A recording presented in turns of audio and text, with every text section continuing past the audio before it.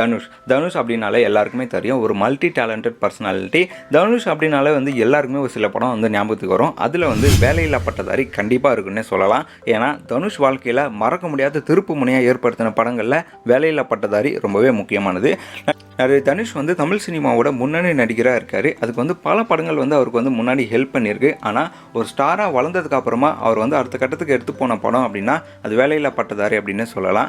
மரியான், நையாண்டி மாதிரி ஒரு மாதிரி சுமாரான படங்கள் ரிலீஸ் ஆகிட்டு இருந்த பீரியடில் 2014 வேலையில்லா பட்டதாரி படம் வந்து ரிலீஸ் ஆகி பயங்கரமான வந்து ரிசப்ஷன் வந்து வாங்கியிருந்தது. மரியான் படம் பொட்டன்ஷியலான படம் அப்படின்னாலுமே கூட விமர்சன ரீதியாக வந்து பயங்கரமாக போகல, வசூல் ரீதியாகவும் கொஞ்சம் சுமாராக தான் போயிருந்தது. ஸோ அதை கம்பேர் பண்ணும்போது வேலையில்லா பட்டதாரி வந்து ஒரு பயங்கரமான மேசிவ் ரெஸ்பான்ஸ் இருந்துச்சு அப்படின்னே சொல்லலாம்.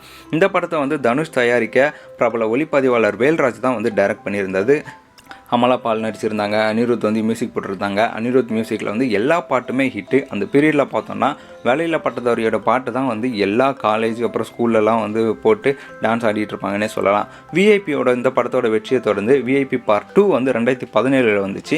இது வந்து வேலையில்லா பட்டதாரி ஃபஸ்ட் பார்ட் மாதிரி இல்லை அப்படின்னாலுமே கூட விஐபி பார்ட் 2க்கும் அந்த டைமில் ஒரு ஃபீவர் இருந்தது அப்படின்னே சொல்லலாம். ஸோ இப்போ விஷயம் என்னென்னா, இந்த விஐபி படம் ரிலீஸ் ஆகி 10 வருஷத்தை வந்து கம்ப்ளீட் பண்ணியிருக்கு. இது வந்து தன்னுடைய இன்ஸ்டாகிராம் பக்கத்தில் தனுஷ் வந்து ரொம்பவே ப்ரௌடாக வந்து ஷேர் பண்ணியிருக்காரு. கல்ட் கிளாசிக்கின் 10வது வருடம் அப்படின்னு சொல்லிட்டு வேலையில்லா பட்டதாரியோட போஸ்டரை வந்து அவர் வந்து ஷேர் பண்ணியிருக்காரு.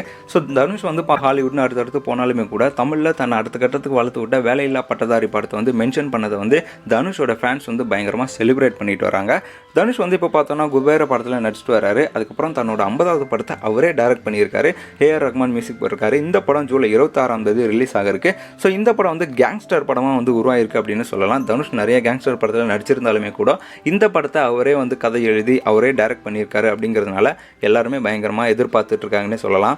இந்த படத்தில் எஸ்.ஜே. சூர்யா, பிரகாஷ் ராஜ், காளிதாஸ் ஜெயராம், அப்புறம் சந்தீப் கிஷன், துஷாரா விஜயன், அபர்ணா முரளி, வரலட்சுமி சரத்குமார்னு பெரிய நடிகர் பட்டாலுமே இந்த படத்தில் நடிச்சிருக்கு. ஸோ இந்த படம் ரசிகர்களோட எதிர்பார்ப்பை பூர்த்தி பண்ணுற மாதிரி அமைதா அப்படிங்கிறத பொறுத்து இருந்து பார்ப்போம். இந்த மாதிரி தொடர்ந்து பல வீடியோஸ் பார்க்க நம்ம சேனலை சப்ஸ்கிரைப் பண்ணிக்கோங்க. நம்ம இன்னொரு வீடியோவில் பார்க்கலாம்.